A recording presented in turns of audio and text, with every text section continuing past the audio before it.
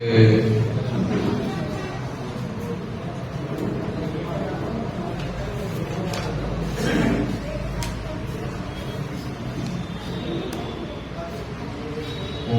में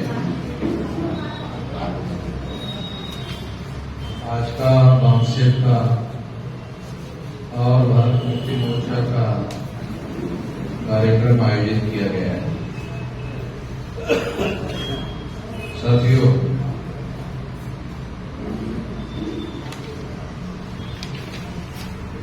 यहाँ पर क्योंकि ये काफी रिमोट एरिया है, बामसेब के बारे में कुछ जानकारी हो सकती है, कुछ जानकारी नहीं हो सकती है। तो इस संबंध में कुछ बातें कहकर अपनी बात आप लोगों के सामने रखना चाहता हूं। साथियों, ये बामसेब जो संगठन है वो एग्रीवेशन है, संक्षिप्त रूप है BAMCEF, इससे बना हुआ है बामसेब। BAMCEF तो B फॉर बैकवर्ड, इसका अर्थ है कि शेड्यूल कास्ट के लोग बैकवर्ड है, शेड्यूल ट्राइब के लोग बैकवर्ड है और अदर बैकवर्ड क्लासेस के लोग भी बैकवर्ड है। कुछ कम बैकवर्ड है, कुछ ज्यादा बैकवर्ड है, मगर है सारे के सारे बैकवर्ड। जैसे किसी को फीवर आता है तो डॉक्टर कहते हैं कि इसको 101 डिग्री का फीवर है, इसको 102 डिग्री का फीवर है, किसी को 103 डिग्री का फीवर। हमारे बैकवर्डनेस का भी डिग्री है, ज्यादा बैकवर्ड है, कोई कम बैकवर्ड है, कोई सबसे ज्यादा बैकवर्ड है। तो ऐसा SC ST OBC के लोगों के बीच में है। तो इन लोगों को जोड़ने के लिए तमाम जो बैकवर्ड है, इसके लिए बामसेब संगठन में जो अंग्रेजी का बी शब्द है वो आया। फिर उसके बाद ये आया A for and, BA for and. फिर उसके बाद एम आया, एम का मतलब है माइनॉरिटीज। तो माइनॉरिटीज कौन सी? जो SC ST OBC से कन्वर्ट होकर जो माइनॉरिटी बनी है वो माइनॉरिटी। तो इस तरह से एम फॉर माइनॉरिटी शब्द आ गया है। फिर उसके बाद है सी का मतलब है कम्युनिटीज, इनकी कम्युनिटीज है। उसके बाद है ई फॉर एम्प्लॉइज।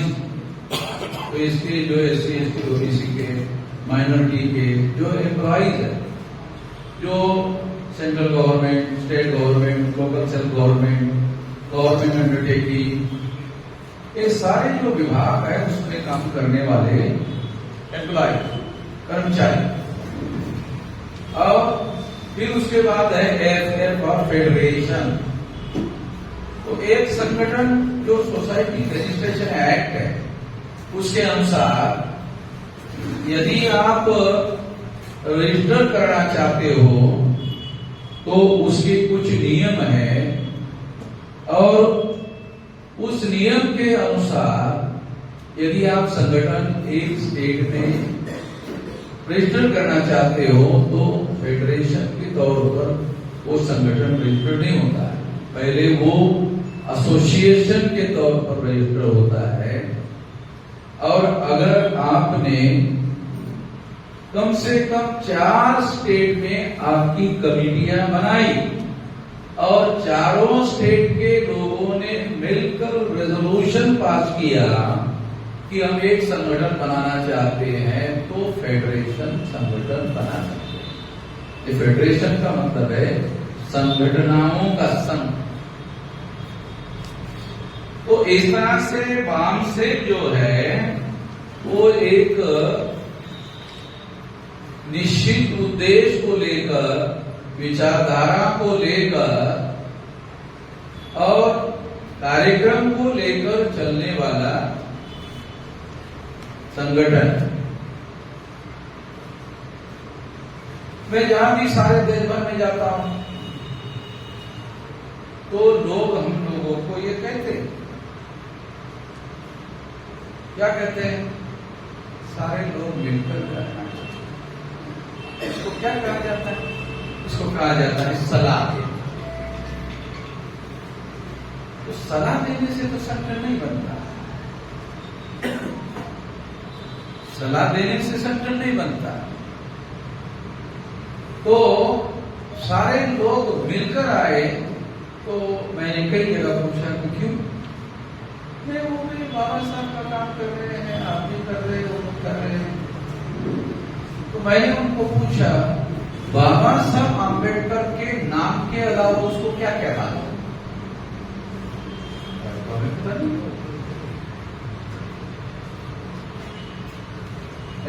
बहुसंख्य जो लोग हैं, जो संगठन बनाने वाले, बाबा साहब का नाम मालूम है? बाबा साहब ने किस मकसद के लिए काम किया, किस विचारधारा के लिए काम किया, कौन सा उनका कार्यक्रम है, कितना काम वो कर चुके हैं, कितना अधूरा रह गया है, कहां से काम उन्होंने छोड़ा है, वहां से काम को आगे ले जाना है या शुरू से शुरू करना है, पता ही नहीं किसी को। इसलिए सलाह देने से संगठन नहीं बनता है, सलाह देने से संगठन नहीं बनता। संगठन बहुत क्रिटिकल बात है। यही वजह है कि हमारा जो दुश्मन है उसकी संख्या इस देश में 3.5% है। ब्राह्मण की संख्या इस देश में 3.5% है और उस 3.5% ब्राह्मणों में हमारे लोगों को 6,347 जाति के टुकड़ों में बांटा, 3,743 जातियां तो पिछड़े वर्ग की और टोटल जो है ये 1803 जातियां शेड्यूल कास्ट की है। अकेले शेड्यूल कास्ट की 1803 है। 801 जातियां जो है वो शेड्यूल का ट्राइब की है। ये तीनों मिलाकर 6,347 जाति के टुकड़े हैं। ये ब्राह्मणों ने हमारे लोगों को इतने जाति के टुकड़ों में बांटा। तो ये बांटने वाले धर्म का नाम क्या है? ब्राह्मण धर्म। ये बांटने वाले, हम लोगों को बांटने वाले धर्म का नाम क्या है? ब्राह्मण धर्म। वो ब्राह्मण आज के तारीख में ब्राह्मण धर्म के नाम से प्रचार कर रहा है कि हिंदू धर्म के नाम से कर रहा है? तो सवाल खड़ा होता है कि जो ब्राह्मण है उसका मौलिक धर्म ब्राह्मण धर्म है, वो हिंदू धर्म के नाम से क्यों प्रचार कर रहा है? तो हमारे दिमाग में कभी सवाल पैदा हुआ? सवाल पैदा होना चाहिए कि जिसका मौलिक धर्म जो है बुनियादी रूप से ब्राह्मण धर्म है, अगर ये ब्राह्मण धर्म है तो ये हिंदू धर्म के नाम पर क्यों प्रचार कर रहा है? वेद में, श्रुति में, स्मृति में, पुराणों में, रामायण में, महाभारत में, गीता में कहीं पर भी जो बात मैं आपको बता रहा हूं, कहीं पर भी आपको हिंदू शब्द कह देता है? किसी को पता? दोबारा बता, क्योंकि हमारे लोगों को क्या है, कुछ पता नहीं है। मतलब ग्रेजुएट को भी पता नहीं है, पोस्ट ग्रेजुएट को भी पता नहीं है, क्योंकि ये पढ़ा ही नहीं जाता तो पता कहां से होगा? जो मैं बता रहा हूं वो किसी स्कूल में पढ़ाया नहीं जाता, वो किसी स्कूल का सिलेबस ही नहीं है। सिलेबस का कानून है, सिलेबस से बाहर कोई टीचर पढ़ा नहीं सकता। अगर सिलेबस के बाहर जाकर पढ़ाया और किसी स्टूडेंट ने अपने बाप को जाकर बताया कि पिताजी वो मास्टर साहब ऐसा बोल रहे थे, अच्छा ऐसा बोल रहे थे। मैं पूछता, मास्टर को पूछता है, अगर कंप्लेंट हो गया उसकी नौकरी चली जाएगी। क्यों? सिलेबस के बाहर पढ़ाने का कानून है, तो पढ़ा नहीं सकता। कितने लोगों को पता है कि सिलेबस के बाहर नहीं पढ़ा सकता? सिलेबस का मतलब क्या है? ये टीचर्स के लिए बंधन कारक है कि वो सिलेबस के अधीन रहकर ही पढ़ाने का काम करे। तो जो बात मैं बता रहा हूं तो सिलेबस में है ही। ब्राह्मणों की संख्या 3.5% है, इसी सिलेबस ने बताया। कोई बता? कोई नहीं बता। ये 3.5% लोग हैं, ज्यादा नहीं। और ये 3.5% जो लोग हैं, ये 3.5% लोग ही अपने आप को गौरव महसूस करते थे और उनका ही संगठन बनाते थे। आप लोगों ने देखा होगा ब्राह्मण महासभा, ब्राह्मणों के नाम पर संगठन बने हुए, ब्राह्मणों के ब्राह्मण महासभा। फिर ऐसा कौन सा परिवर्तन हो गया जिसकी वजह से ब्राह्मणों को हिंदू के नाम पर लोगों को इकट्ठा करना पड़ा? क्या आप लोगों को यह जानकारी है कि हिंदू शब्द ब्राह्मणों के किसी भी धर्म ग्रंथ में ना है? तो ये आया कहां है? ये भी हमारे लोगों को पता नहीं कि ये हिंदू शब्द ब्राह्मणों के किसी धर्म ग्रंथ में नहीं है। तो फिर आया कहां से?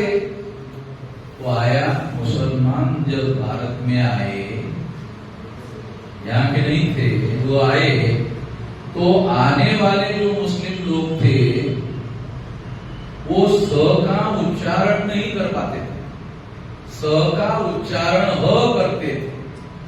तो सिंधु का उच्चारण ह हिंदू कर दिया।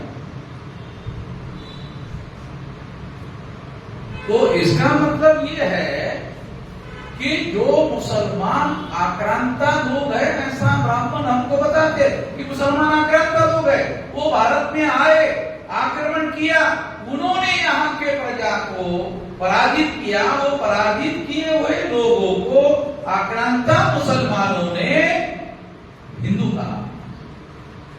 ऐसा आरएसएस के लोग बताते। ऐसा जो ब्राह्मणों के लोग हैं, प्रचारक है, विश्व हिंदू परिषद के लोग हैं, ये लोग बताते हैं।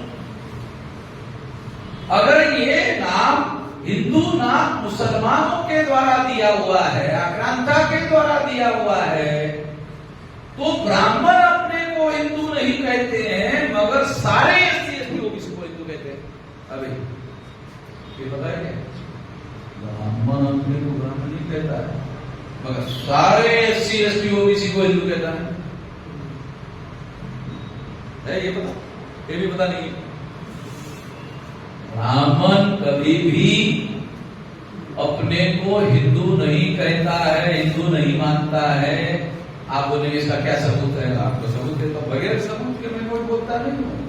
एक बात और आपको बताता हूं, भारत में मैं एकमात्र ऐसा आदमी हूं बगैर सबूतों के कोई बोलता ही नहीं हूं। इसलिए दुनिया भर के लोगों पर ब्राह्मण लोग जो है पुलिस में कंप्लेंट करते हैं, मेरे खिलाफ में कोई ब्राह्मण आज तक कंप्लेंट नहीं कर पाया। अभी इधर आया था तो मुझे अभी खबर आई कि यहाँ कुछ इलाके में, आपके ही इलाके में एफआईआर कर दिया। उनको मालूम है, तो मेरे खिलाफ नहीं कर सकता। क्यों? तो सबूत लेकर जाऊंगा ना, तो वो मेरे से पंगा लेने का काम नहीं करते। जानकार लोग नहीं है, उन लोगों के साथ ऐसी बातें करते रहते हैं। तो मेरा कहना क्या है कि अगर मुसलमान को आप लोग आक्रांता कहते हैं, उन्होंने आपको हिंदू नाम दिया है, तो उनका एक बड़ा नेता हुआ है गुजरात, उसका नाम है दयानंद सरस्वती। दयानंद सरस्वती का नाम सुना होगा? दयानंद सरस्वती ने कहा हिंदू मुसलमानों के द्वारा दी हुई गाली है।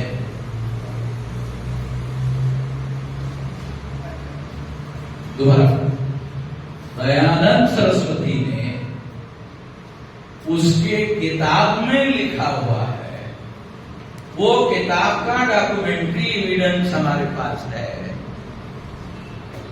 और वो कहता है हिंदू मुसलमानों की दी हुई गाली है। अब सवाल है कि अगर हिंदू मुसलमानों की दी हुई गाली है तो ब्राह्मण एससी एसटी ओबीसी को हिंदू क्यों कहता है, हिंदू कहकर गाली क्यों देता है? सवाल है। हमारे लोगों के सामने सवाल पैदा नहीं होता, हमारे लोगों के दिमाग में सवाल नहीं आता। सवाल आना चाहिए, ये ब्राह्मण के लोगों को हिंदू क्यों कहता है? मैंने एक वीडियो बनाया और कहा अरे ये मुसलमानों की दीदी गाली है, तुम्हारा रहना सरस्वती कह रहा है और कह रहा है तो तुम लोग आरएसएस के लोग, भाजपा के लोग, विश्व हिंदू परिषद के लोग हमें गाली क्यों दे रहे हैं? हमें गाली क्यों दे रहे? मेरी वजह से, दोबारा रिपीट करके बता रहा हूं, मेरी वजह से ब्राह्मणों ने हिंदू कहना बंद कर दिया और नया शब्द आया। उस शब्द का नाम है सनातन।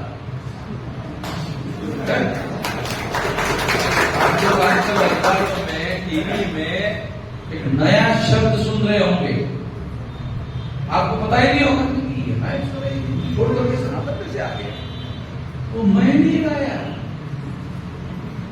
अगर मैंने ये नई वीडियो बनाकर, मेरे पास रिकॉर्ड है सारा, अगर मैंने ये नहीं कहा होता कि आप लोग हमें हिंदू के नाम पर गाली क्यों दे रहे हो, अगर मैंने ऐसे नहीं कहा होता तो वो यही चालू रखते। अब उसकी वजह से उन्होंने सनातन शब्द लाया। कल परसों मोदी ने भी सनातन शब्द का यूज, वही कर रहे सारे के सारे सनातन। अब दूसरा मैंने सवाल उठाया, अगर सनातन शब्द लाया, मैंने सवाल उठाया सनातन शब्द तुम्हारे वेद, श्रुति, स्मृति, पुराण, रामायण, महाभारत, गीता में है क्या? है।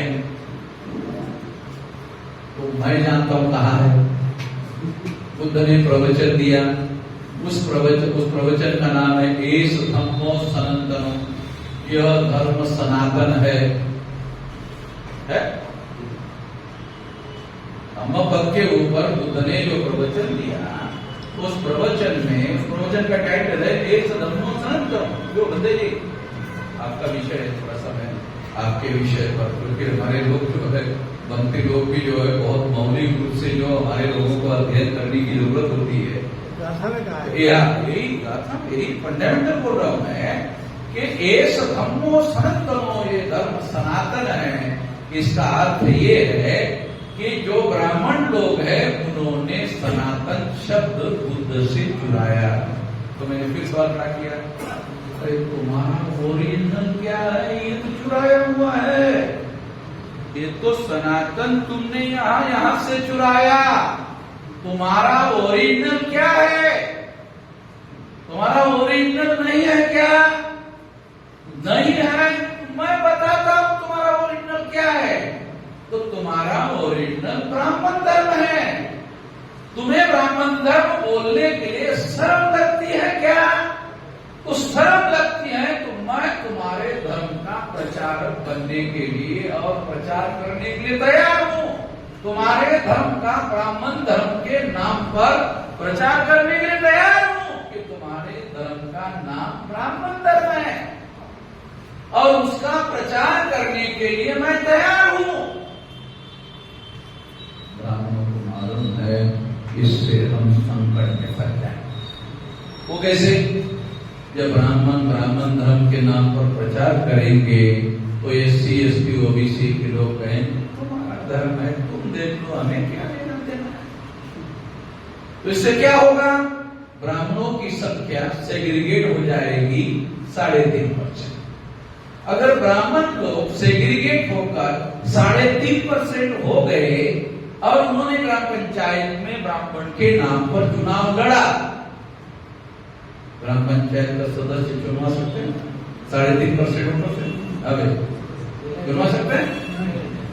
3.5 वोटों से ग्राम पंचायत का सरपंच भी वो नहीं चुनवा सकते।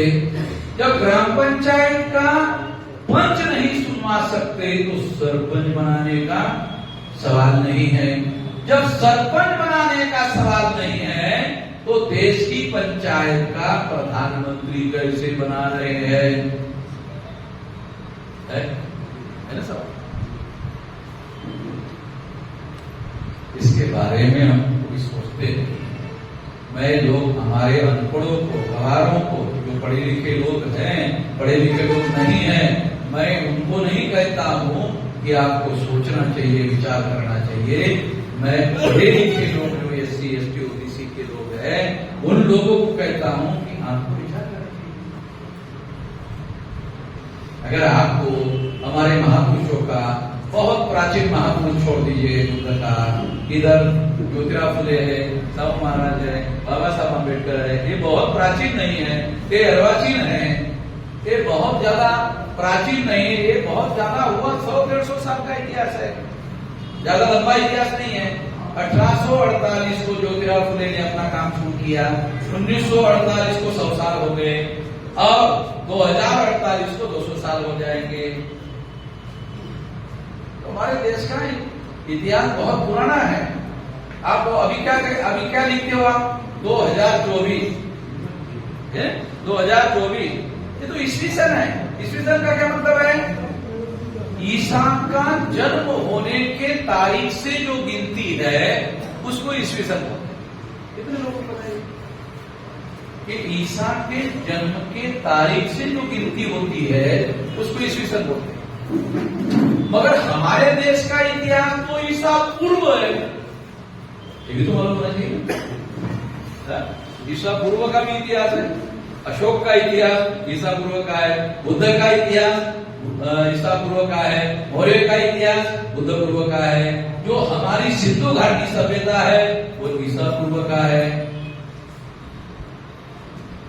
पढ़ते लिखते रहते हैं, मतलब बहुत सारी बातें सही तरीके से जानकारी नहीं रखते। जानकारी रखना बहुत जरूरी है, इसलिए ये जानकारी होने से आपको पता चलता है।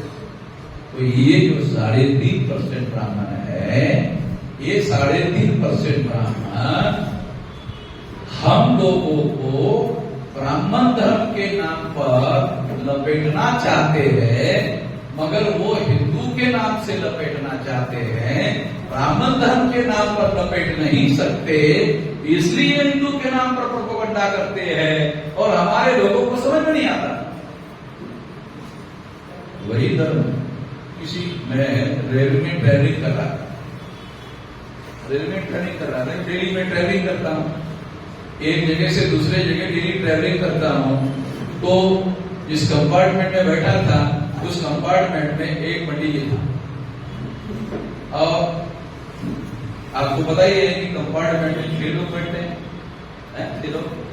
तो मेरे को छोड़ के वो पंडित 4 आदमी को लगातार प्रवचन दे रहा था, मैं सुन ही नहीं रहा था।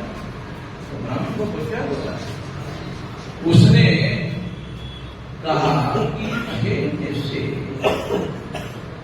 5 लोगों को मैं बोल रहा हूं तो एक आदमी सुन नहीं रहा, वो जो सुन रहा है उसके बारे में चिंतित नहीं था, मैं सुन नहीं रहा था उसके बारे में चिंता नहीं। तो उसने मुझे कहा, भाई साहब आप सुन नहीं रहे हो, आप इस चर्चा में शामिल नहीं हो रहे हो। मैंने उसको कहा मुझे शामिल होना नहीं, मैंने दोबारा पूछता हूं मुझे शामिल होना चाहिए? देखो मैंने कहा फिर आप लोगों आप फिर बाद में प्रश्न नहीं खड़ा करें, तो फिर मैं शामिल हूं। शामिल होने के बाद में मैंने कहा कि मैं तो सामान्य ज्ञान रखने वाला आदमी हूं, तो मैं कुछ छोटे छोटे सवाल आपको पूछूंगा। तो मैंने पूछना शुरू कर दिया। जब पूछना शुरू कर दिया तो जवाब देना मुश्किल हो गया। इतने में क्या हो गया, ये गाड़ी रुक गई, उसने मुझे कहा था कि मुझे मेरा स्टेशन आने के लिए 3 घंटा लगेगा, मगर जब उसको मैंने पूछना शुरू कर दिया अज्ञानी बनकर जब पूछना शुरू कर दिया ना, इतने में तो अज्ञानी आदमी ज्यादा जानकार नहीं। जब पूछना शुरू कर दिया तो गाड़ी एकाएक टूट गई। वो 3 घंटे आगे उतरने वाला था, उसने मौका देखने का भागना ही ठीक है, वहां से सीता गेट के पास मुझे जाना है। मुझे आपको 3 घंटे नहीं, मुझे एकाएक याद आ गया है, काम याद आ गया अर्जेंट, तो वहां से चल। देखो मैं आपको ये बताना चाहता हूँ कि अगर आपके पास ये ब्राह्मणों की जानकारी है तो फिर उसको आप इस तरह के सवाल पूछ सकते हैं, नहीं तो वो आपको पहली घुट्टी पिलाएगा। उनसे मुसलमान पहले नंबर की जो दवा है ना ब्राह्मण के पास, वो है मुसलमान।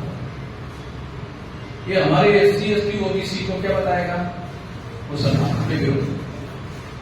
सारे देश भर में केवल यही दवा है। मुसलमानों के विरोध में बोलता रहेगा, तो मुसलमानों के विरोध में बोलते रहने से क्या होगा? प्रतिक्रिया में हम SC ST OBC के लोग हिंदू बन जाते हैं। प्रतिक्रिया में, जानकारी में, ज्ञान में नहीं बनते, प्रतिक्रिया में हिंदू बनते हैं। तो मुसलमान है फिर हम हिंदू। प्रतिक्रिया हम लोग प्रतिक्रिया में हिंदू बन जाते हैं। हम लोग जानकारी और ज्ञान के आधार पर हिंदू नहीं बनते। मुसलमानों के विरोध में प्रतिक्रिया में हिंदू बन जाते हैं। अन्यथा ब्राह्मणों को पूछो भाई तुम्हारे ब्राह्मणों के जो धर्म ग्रंथ है वो कौन से है? उनको पूछो कि तुम अपने को आजकल हिंदू कहते हो, हिंदुओं के धर्म ग्रंथ कौन है? वो क्या बताएगा? हिंदुओं के धर्म ग्रंथ जो है वेद, श्रुति, स्मृति, पुराण, रामायण, महाभारत, गीता। फिर उसको काउंटर क्वेश्चन, पंडित जी ये धर्म ग्रंथ तो ब्राह्मण धर्म के हैं, मैंने आपको हिंदू धर्म के धर्म ग्रंथ पूछा था, आपने ब्राह्मण धर्म के धर्म ग्रंथ बता दिया। इमीडिएट उसकी घंटी बज जाती है, अरे इधर हमारा चलने वाला नहीं है। गधे लोगों को हम लोग और गधा बना सकते हैं, मूर्ख को और मूर्ख बना सकते हैं। जानकारी, जिसके पास जानकारी है उसको मूर्ख नहीं बना सकते। मैं तो केवल जानकारी की बात कह रहा हूँ, जानकारी के आगे ज्ञान है। हमारे लोगों को तो जानकारी और ज्ञान के बीच का फर्क भी समझ में नहीं आता कि जानकारी क्या होती है, ज्ञान क्या होता है, ये भी पता नहीं होता कि जानकारी क्या है। फॉर एग्जाम्पल आपको बता, आप चल जा रहे हैं, आप ऑफिस में जा रहे हैं, आपको पैर में ठोकर लग गई,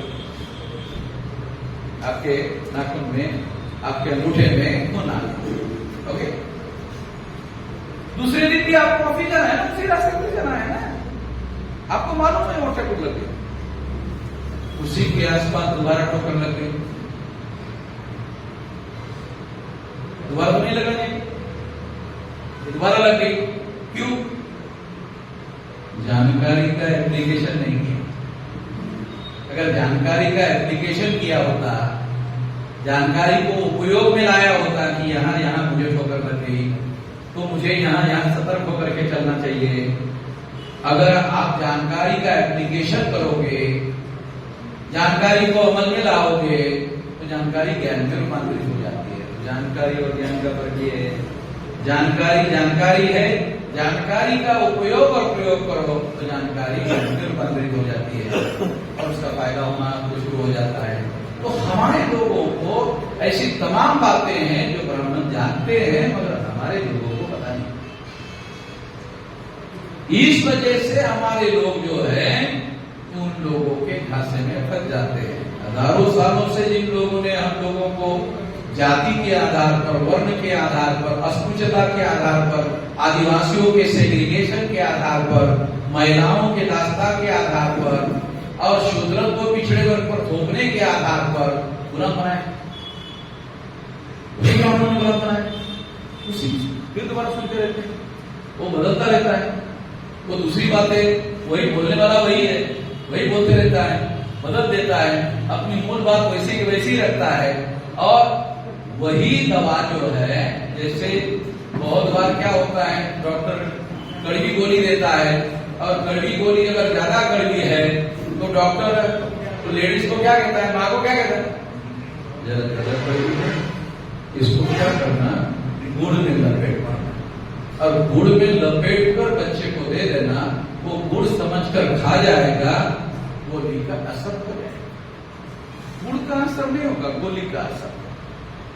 तो हर चीज की अपनी तकनीक है, एप्लीकेशन ऑफ ब्रेन ये अलग चीज है, एक जानकारी है, एक ज्ञान है। इसके बारे में हमारे लोग जो है उसमें कामयाब नहीं है। इस वजह से ब्राह्मणों के द्वारा वो बदलते रहते हैं। क्या बदलते हैं? लक्ष्य नहीं बदलते, उद्देश्य नहीं बदलते, दावपेच बदलते। कर वो वर्ण का सिद्धांत बता रहा था, आज जाति का सिद्धांत बताता है, छूत और अछूत का सिद्धांत बताता है। तो ये बातें हम लोगों को समझना बहुत ज्यादा जरूरी है। इसलिए साथियों, हम लोगों के द्वारा जो आधुनिक भारत में ज्योतिराव फुले के द्वारा, श्याम महाराज के द्वारा, बाबा साहब अम्बेडकर के द्वारा जो विचारधारा है, किसी उद्देश्य को लेकर चलने वाली विचारधारा है, उस उद्देश्य को लेकर चलने वाली विचारधारा का आंदोलन शुरू किया। नाम बाबा साहब का लेने से ज्ञान होता है, गलत बात है। अरे नहीं तो वो भी तो बाबा साहब का है, अरे वो भी तो बाबा साहब का नाम ले, अरे नाम लेने वाले बहुत है, नाम लेने वाले बहुत है। उनको अगर 2-4 सवाल पूछ दो तो टेस्ट हो जाएगा कि उसको केवल नाम ही मालूम है। नाम अनपढ़ को भी मालूम है, नाम आधे पढ़े लिखे को भी मालूम है, नाम जिनको आंदोलन चलाना है उनको भी मालूम है। आपकी जानकारी के लिए बता दूं कि बाबा साहब अम्बेडकर ने महाराष्ट्र में आंदोलन चलाया, उन लोगों को सारी बातें सिखाए। उनके बाद तो किसी आदमी को ये वो चलाना चाहिए था, वो चला नहीं पाए। एक आदमी पंजाब से महाराष्ट्र में आए नौकरी करने के लिए, काशीराम जी, कुछ नहीं चला कर देखा है। अरे हिस्टोरिकल बातें बोल रहा हूं, काल्पनिक बातें नहीं बोल रहा। तो सवाल ये है कि आपके पास ज्ञान होना चाहिए। ज्ञान का मतलब है application of information, applied information is a knowledge. तो ये एक अलग बात है, इसलिए इन बातों को जानना समझना बहुत ज्यादा जरूरी है। और ये सारी बातें हम अपने आंदोलन में ट्रेनिंग के द्वारा, 1 दिन का हम लोग ट्रेनिंग लेते हैं, 2 दिन का हम लोग ट्रेनिंग लेते हैं, 3 दिन का हम लोग ट्रेनिंग लेते हैं, 5 दिन का हम लोग ट्रेनिंग लेते हैं, और लगातार 5 दिन तक 11 बजे से रात के 9 बजे तक लोगों को जानकारी दी जाती है, लोगों को ये सारी बातें सिखाई जाती है, लोगों को ट्रेनिंग दिया जाता है। फिर उससे ट्रेनिंग लेकर कार्यकर्ता तैयार होता है और वो काम करना शुरू करता है। 1 दिन का ट्रेनिंग लेकर काम करना शुरू कर देता है। अगर उसको ज्यादा बड़ी जिम्मेदारी स्टेट का मान लो, उसको जिम्मेदारी है, तो उसको 5 दिन का ट्रेनिंग देना चाहिए। उसको 5 दिन का ट्रेनिंग देने के लिए भेजते हैं। फिर 5 दिन का ट्रेनिंग लेने के बाद में रिफ्रेशमेंट कोर्स होता है। रिफ्रेशमेंट कोर्स समझना, एक बार आपने 5 दिन का ट्रेनिंग लेने से साल भर में बहुत सी चीजें आप भूल जाते हैं। ये जो है ना कान, एक कान का आपको बताता हूं। एक कान में आपने सुन लिया, और सुनने के बाद दूसरे दिन और सुन लिया, तीसरे दिन और सुन लिया, चौथे दिन और सुन लिया, 15 दिन आपने और सुन लिया। तो ये जो सुना वहां, ये आगे आगे सरकता है, और आगे आगे सरक कर जो पहले बोला हो कान से बाहर। रिफ्रेशमेंट कोर्स क्यों जरूरी है? समझ रहे ना, रिफ्रेशमेंट कोर्स क्यों जरूरी है? तो रिफ्रेशमेंट कोर्स जरूरी होता है। और ये बार बार अगर आप अपनी जिम्मेदारी का निर्वहन करना चाहते हो तो उस जिम्मेदारी का भी ट्रेनिंग। मान लो एक IAS आदमी, उसको बाबू का ट्रेनिंग देंगे,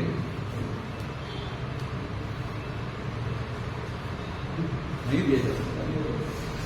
तो जो IAS आदमी है उसको बाबू का ट्रेनिंग नहीं दिया जा सकता ना। उसको उसके लेवल पर ट्रेनिंग दिया जाएगा। क्यों? उसको उस लेवल पर ट्रेनिंग देने के बाद उसके अधीन 1000-2000 कर्मचारी रहेंगे, सारे जिले में रहेंगे, उससे उसको काम लेना है। जिलाधिकारी को क्या क्या करना है? काम करना नहीं है, काम करवाना है। कितने लोगों को ये फर्क समझ में आता है? काम करना एक काम है, काम करवाना दूसरा काम है। काम करना कार्यकर्ता का काम है, काम करवाना नेतृत्व का काम है। कितने लोगों को समझ में आता है? तो ये बहुत सारी बातें हैं ज्ञान से संबंधित। और इतना बड़ा अभी हम लोगों का ये संगठन कितने राज्यों में फैला हुआ है? 32 राज्यों। ये संगठन 32 राज्यों में 625 जिलों में फैला हुआ है। छोटा बड़ा सेंटर तो है नहीं। यहाँ बैठे हुए में से यहाँ बैठे हुए से कुछ लोगों ने हमारा नेशनल कन्वेंशन देखा हो, जैसे मैं कह रहा हूं, तो कुछ लोगों ने जब देखा नहीं तो ऐसे लोग कहते रहे, ऐसे लोग कहते रहे, अपनी बात जो है बड़ी बड़ा चढ़ाकर बोलते रहते। तो फिर मैं उन लोगों को कहता हूँ चलो ठीक है, एक बार दिसंबर में हमारा नेशनल कन्वेंशन होता है, जरा आ जाओ। फिर वो आता है, फिर देखता है, हम तो इमेजिन भी नहीं कर सकते, हम तो कल्पना भी नहीं कर सकते इतना विशाल। 5 दिन तक 50-60 एकड़ ग्राउंड, 50-60 एकड़ ग्राउंड में सारी व्यवस्था होती है। और उस ग्राउंड में 5 दिन तक ग्राउंड के बाहर जाने की जरूरत ही नहीं, जाना पड़ता है भाई, जाने की जरूरत है।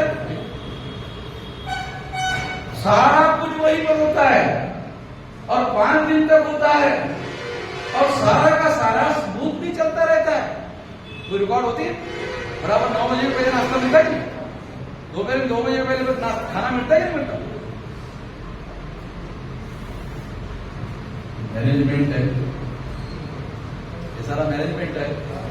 तो ये सारा हुनर जो है, अगर इतना बड़ा काम आपको करना है तो इतना बड़ा हुनर तो आपके पास होना चाहिए।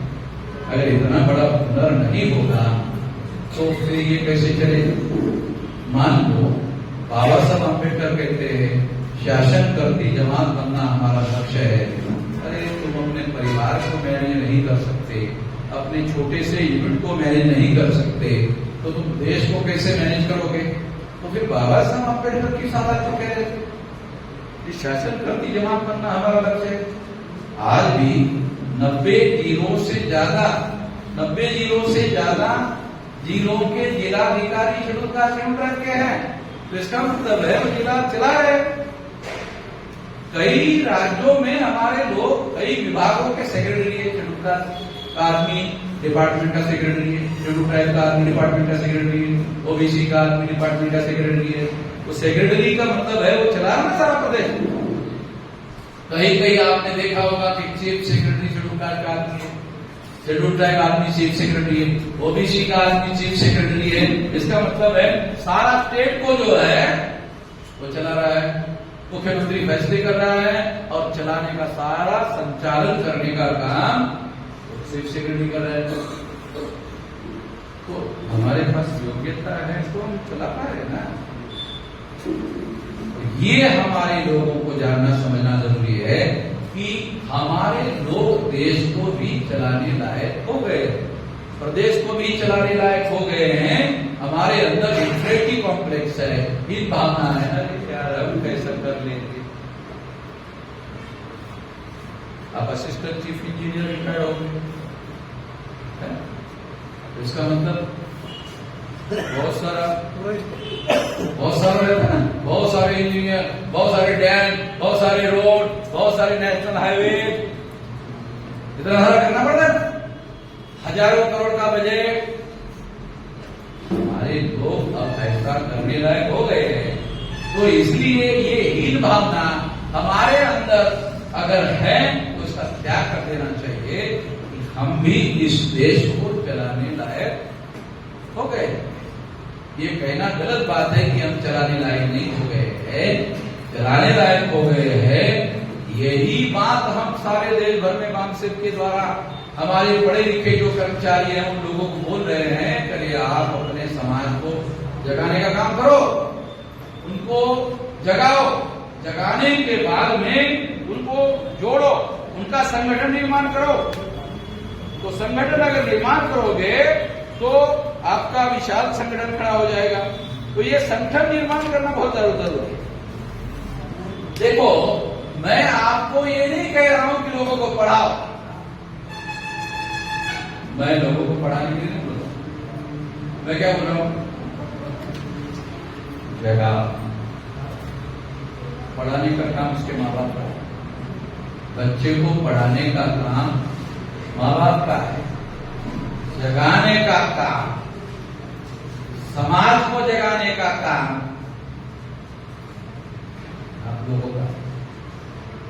इस संगठित होकर समाज को जगाने का काम करना पड़ेगा, साधारण लोगों को जगाने का काम करना पड़ेगा, अशिक्षित लोगों को जगाने का काम करना पड़ेगा, और ये सारे देश भर में ये काम करना होगा।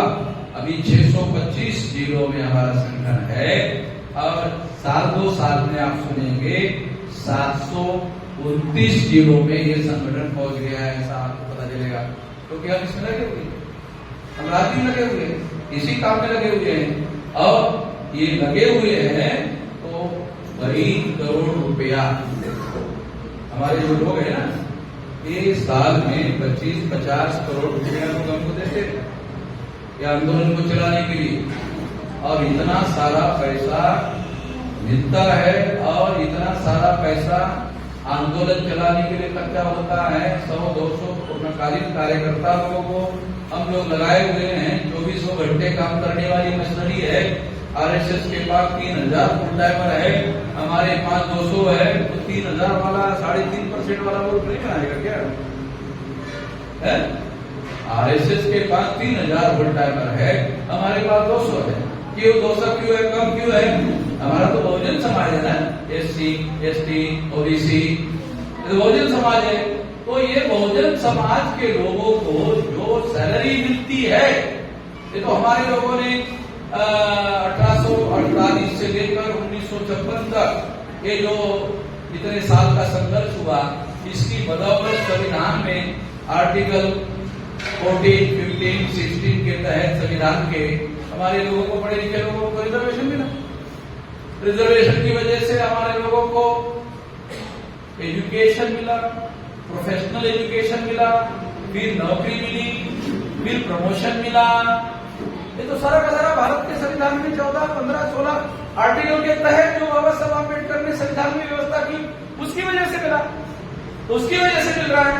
अगर आपको उसकी वजह से मिल रहा है तो आपकी जिम्मेदारी बनती है कि जिस समाज ने आंदोलन चलाकर आपको ये हासिल करवाया, दे रहे हैं, उसके आंदोलन को भी आपकी कमाई का 5%, बाबा साहब अम्बेडकर ने क्या कहा, 95% आप लोग पेट भरने के लिए खर्चा कर दो, मगर 5% खर्चा मान, सम्मान, इज्जत के लिए और आजादी हासिल करने के लिए 5% खर्चा करो।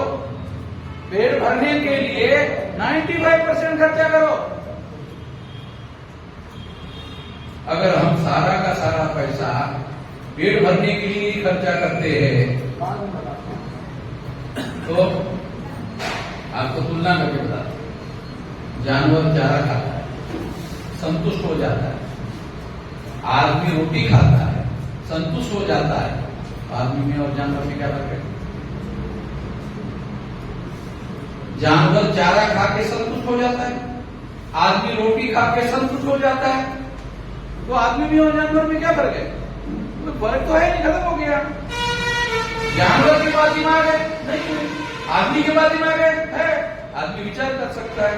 अगर मान लो गधे को गधा कहो तो गधा मानता है कि मेरे को गाली दी?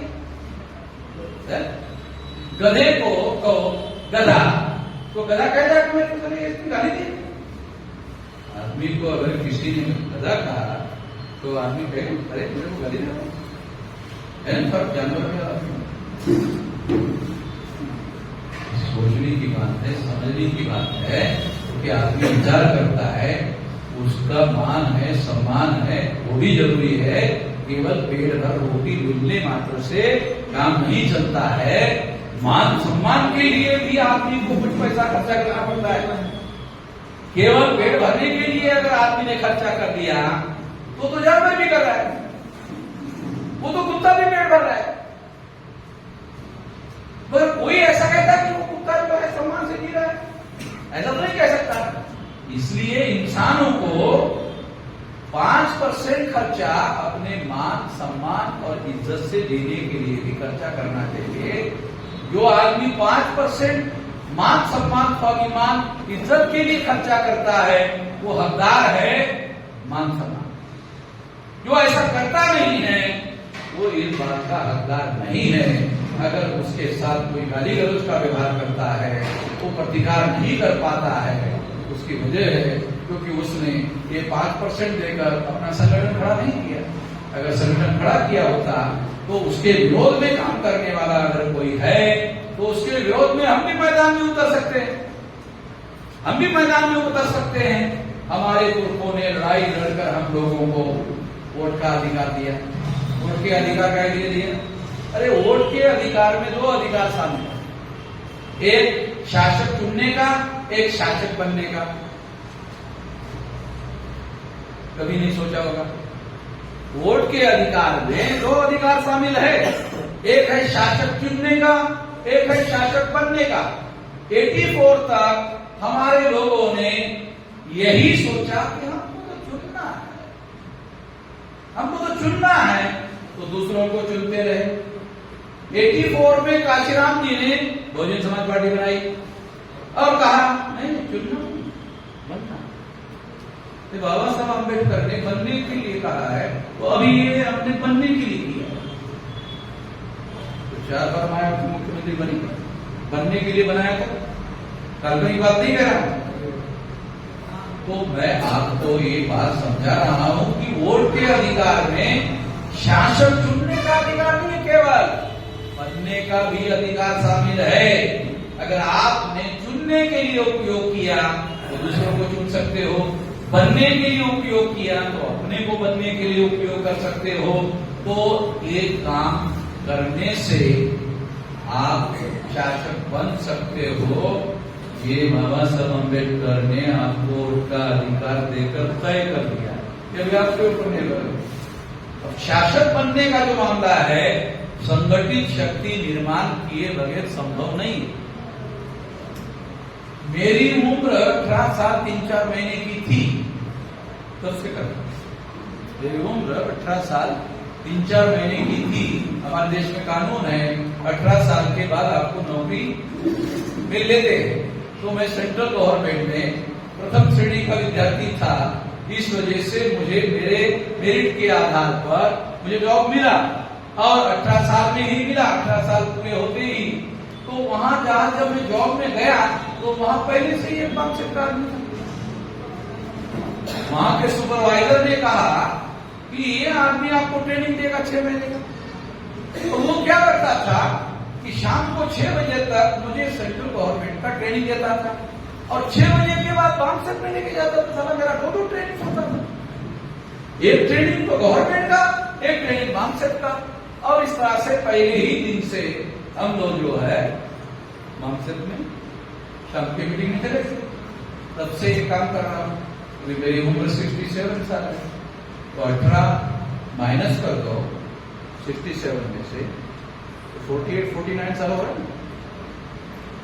इसमें बहुत सारे नौजवान ऐसे हो गए जो पैदा भी नहीं होते। मान लो किसी की 30 साल में उम्र है, किसी की 35 साल की है, किसी की 40 साल के हैं, वो तो पैदा ही नहीं हुए थे। मैं उनको ब्रेक देने के लिए या उनको अधिकार करने के लिए नहीं कह रहा। इतने साल से हम ये काम कर रहे हैं, इसकी बदौलत इतना बड़ा संगठन खड़ा हो गया, देशव्यापी संगठन खड़ा हो गया।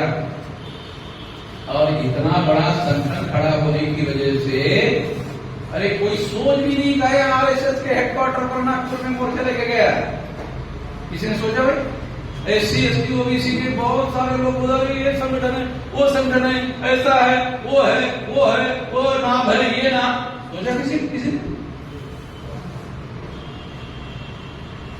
वो भी तो बड़ा लिखा था, उसके बाद भी संगठन था, किसी ने सोचा? अरे करने की छोड़ो, सोचा भी नहीं, करने की तो बहुत दूर की बात है। अब वहां लेके गए, आरएसएस के हेडक्वार्टर को मोर्चा लेके गए, लाखों लोगों का मोर्चा लेके गए।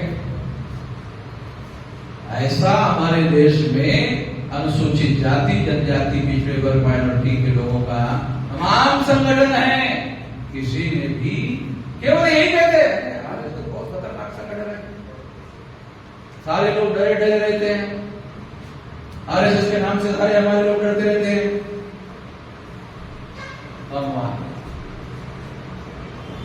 वहां पर हम लोग गए, अब उनको चुनौती दिया, जहां आरएसएस का हेडक्वार्टर है वहां जाकर के चुनौती दिया।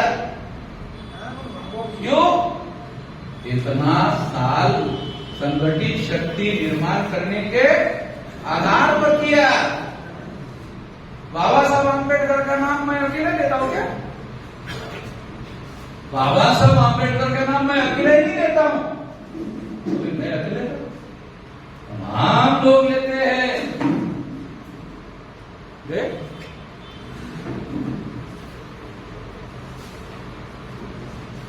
मैं आप लोगों को बताना चाहता हूं कि ऐसी हिम्मत तुम्हारे अंदर आई कहां से? संगठन शक्ति निर्माण करने की वजह से। आप लोग कहते हैं ना, बाबा साहब अम्बेडकर ने संगठन निर्माण करने के लिए कहा ने अपने जिंदगी का इतना लंबा समय लगाकर उसको करके दिखाया। एससी के कार्यकर्ता, एसटी के कार्यकर्ता, ओबीसी के कार्यकर्ता, माइनॉरिटी के कार्यकर्ता, तमाम, क्योंकि 85% लोगों को अगर आप जगाकर जोड़ने का काम नहीं करोगे, केवल एक जाति विशेष के लोगों को जोड़ने का काम करोगे, तो फिर तो परिवर्तन नहीं होगा। 3.5% ब्राह्मण तमाम जाति के लोगों को मूर्ख बनाकर अपने बैनर के नीचे इकट्ठा करते हैं, उनका इस्तेमाल मुसलमानों के खिलाफ भी करते हैं, और हम लोगों को घुमा फिराकर हिंदू बनाकर ब्राह्मण का नेतृत्व मजबूत करने का काम करते रहते हैं। नरेंद्र मोदी, ब्राह्मणों ने नरेंद्र मोदी पिछड़े वर्ग के आदमी को देश का प्रधानमंत्री बनाए, ओबीसी का 9.5 साल पूरे हो गए, अभी कुछ ही दिन में 3 महीने में 10 साल पूरे हो जाएंगे। ओबीसी का आदमी प्रधानमंत्री बना दिया, ओबीसी की जाति आधारित गिनती की है।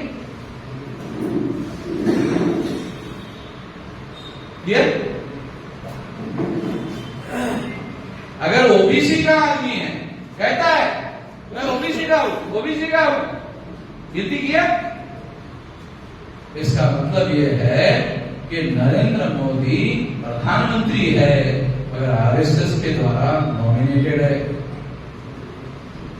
आरएसएस ने उसको नॉमिनेट किया है, वास्तविक सत्ता आरएसएस के पास है।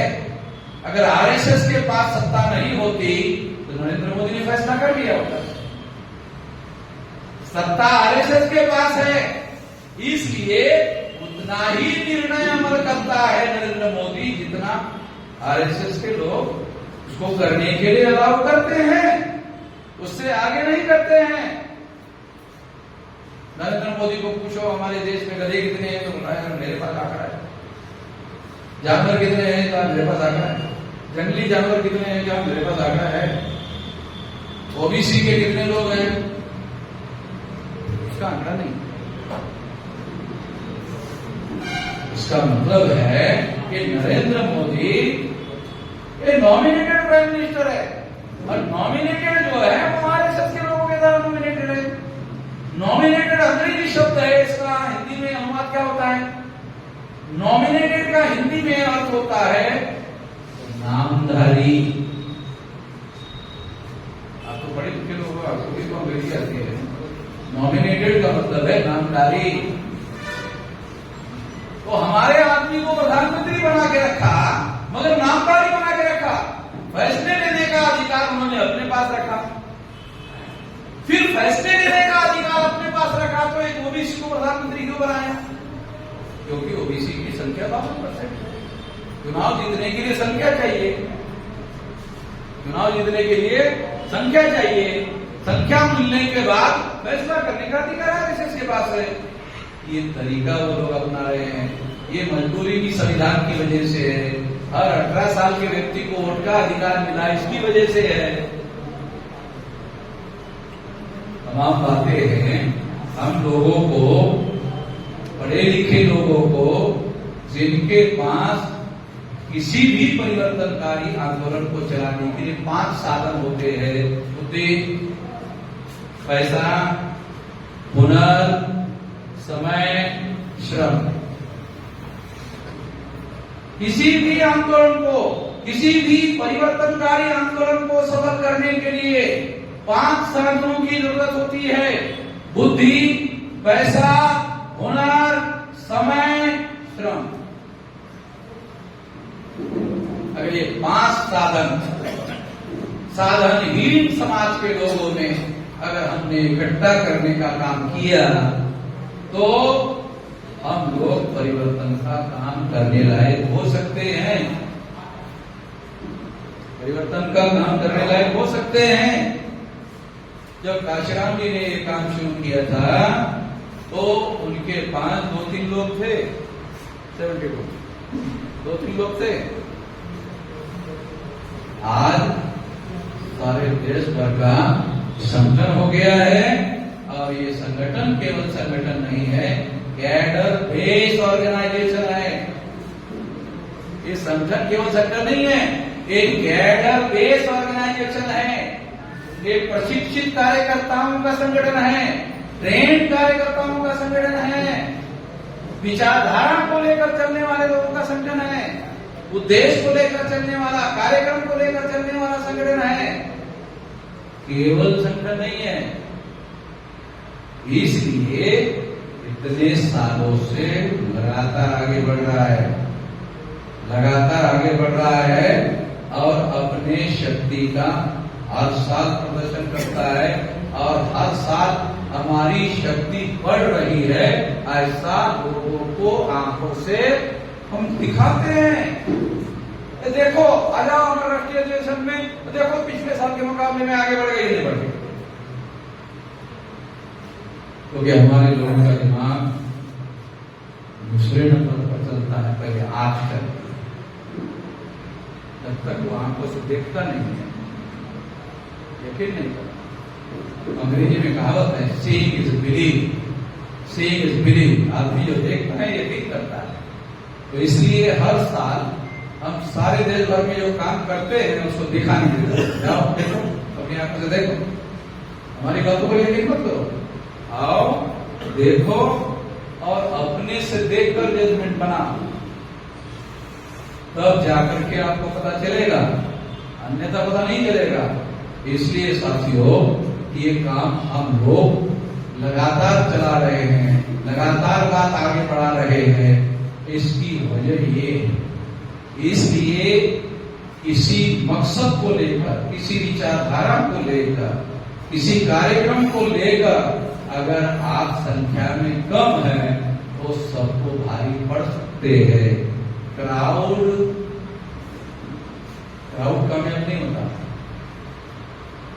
मान लो 1 लाख लोग आ गए, पुलिस ने गोली चलाई, लाख लोगों का क्या होता है? इधर हो जाता है, भाग जाता है, रहता है, घंटे भर में सारे का सारा ग्राउंड खाली हो जाता है। ये जानना समझना बहुत जरूरी है। जो कैडर बेस्ड ऑर्गेनाइजेशन है, इतने सालों से चल रहा है, आरएसएस भी अभी 2-3 साल में 100 साल हो जाएगा। 3 साल में 1925 को 100 साल हो जाएगा। वो संगठित शक्ति के साथ मुकाबला कर रहे हैं। समाज में कोई भी संगठन नहीं उनसे मुकाबला कर सके, क्राउड उनसे मुकाबला नहीं कर सकता। उनके ट्रेन लोग हैं, प्रशिक्षित लोग हैं, उसके साथ मुकाबला करना है तो हमारा निश्चित आइडेंटिफाइड गोल होना चाहिए, हमारी निश्चित विचारधारा होनी चाहिए, हमारा कार्यक्रम होना चाहिए, उस पर डेली काम करने वाले लोग होने चाहिए। पूर्णिमा को 1 दिन इकट्ठा होना, साल में 1 दिन इकट्ठा होना, बाबा साहब का जन्मदिन आ गया, 14 अप्रैल इकट्ठा हो जाना, फिर अगले साल इकट्ठा हो जाना, इससे थोड़ी। डेली काम करने वाले लोग, डेली जनसंपर्क करने वाले लोग, डेली प्रचार करने वाले लोग, अगर अखबार वाले आपकी खबर नहीं छापते तो फिर आपकी विचारधारा का प्रचार कैसे होगा? ब्राह्मणों की छोटी मीटिंग हो गई तो भी अखबार में फ्रंट पेज पर आ जाती है।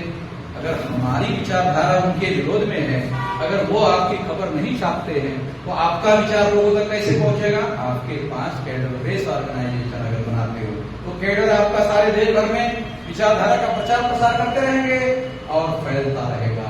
ये हम लोगों ने करके दिखाया, पहली की बात नहीं बोल रहा हूं, जो करके दिखाया वो बता रहा हूं।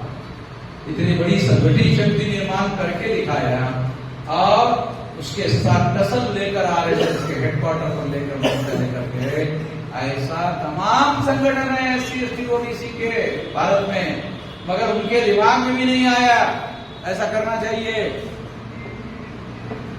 ये हमने करके दिखाया। क्यों? क्योंकि संगठित शक्ति अलग बात है। बाबा साहब का नाम लेना, नाम लेने से क्या होता है? नाम लेने से क्या होता है? जैसे हमारे फॉर एग्जाम्पल आपको बता, हमारे पुराने लोग क्या कहते थे? राम राम राम राम राम राम राम राम राम है। रेलवे जाता है तो वो मनी की माला रहती, उसके एक मनी की जैसे बता दिया राम राम राम राम, फिर एक समय हे राम है?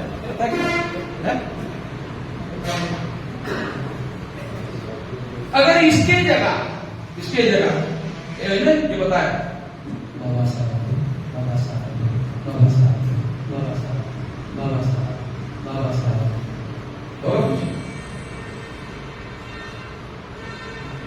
नाम स्मरण करने से नहीं होता है। बाकी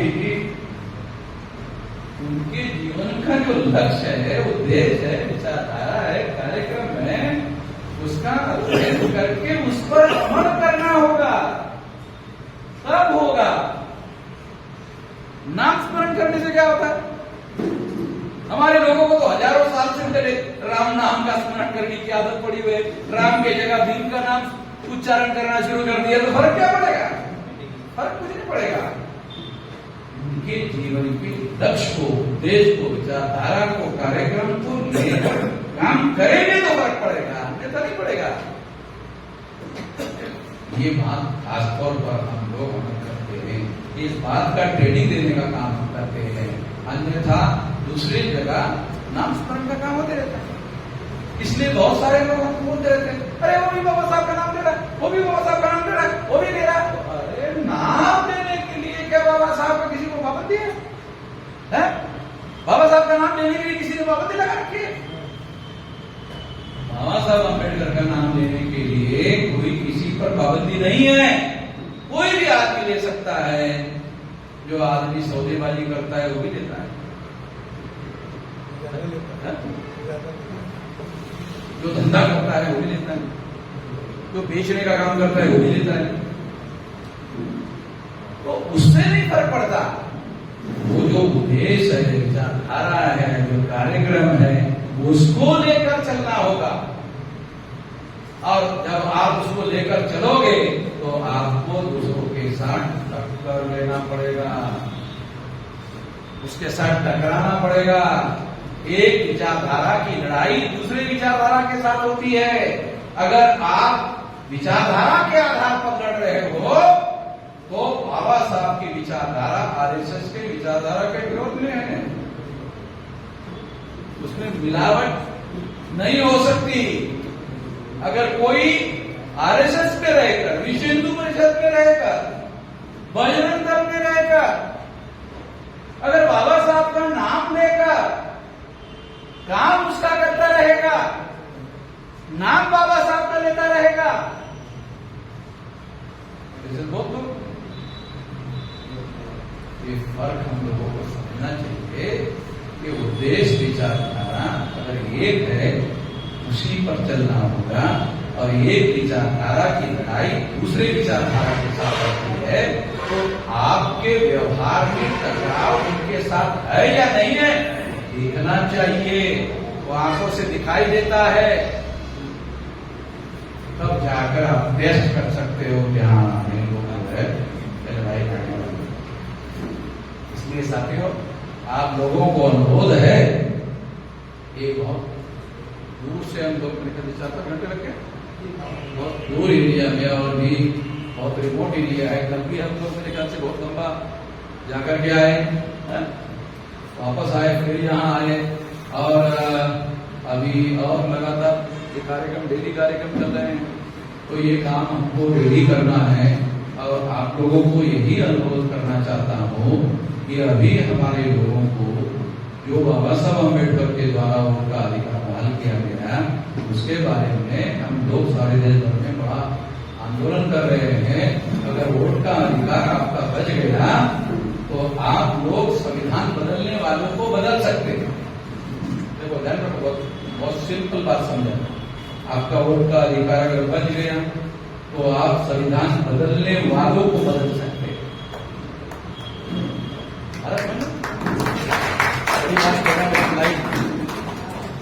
जो संविधान को बदलने की बात करते हैं, वोट का अधिकार उसको बदलने की ताकत है। अगर आपने उसको बदल दिया तो कहां से बदलेगा संविधान? तो संविधान बदलने की बात की है, पहले वोट के अधिकार को अगर वो बदलने में हम लोग कामयाब नहीं होने देते हैं तो संविधान बदलने का उनका सपना रहेगा। उनको रोक लगा सकते हैं। वोट के अधिकार का सही तरीके से हम लोगों को उपयोग करना चाहिए। फॉर एग्जाम्पल 1885 को चटर्जी, मुखर्जी, बनर्जी, गोखले, तिलक, आगरकर ने कांग्रेस बनाई। क्या पता हमारे को? कांग्रेस की स्थापना चटर्जी, मुखर्जी, बनर्जी, गोखले, तिलक, आगरकर एक ब्राह्मण ने बनाई। जैसे आजादी मिली, ब्राह्मण को प्रधानमंत्री बनाया। है रिकॉर्डेड बातें हैं। आरएसएस तो घोषित रूप से ब्राह्मणों का संगठन है, छुपा के नहीं रखा हुआ है। आरएसएस ने कभी कहा कि ये हमारा हिंदुओं का संगठन है? नहीं, वो ही आरएसएस में कोई हिंदू नहीं है। आरएसएस संगठन का संचालन करते हैं सारे के सारे ब्राह्मण। ये जो सेंट्रल कमेटी है उसमें 100% ब्राह्मण।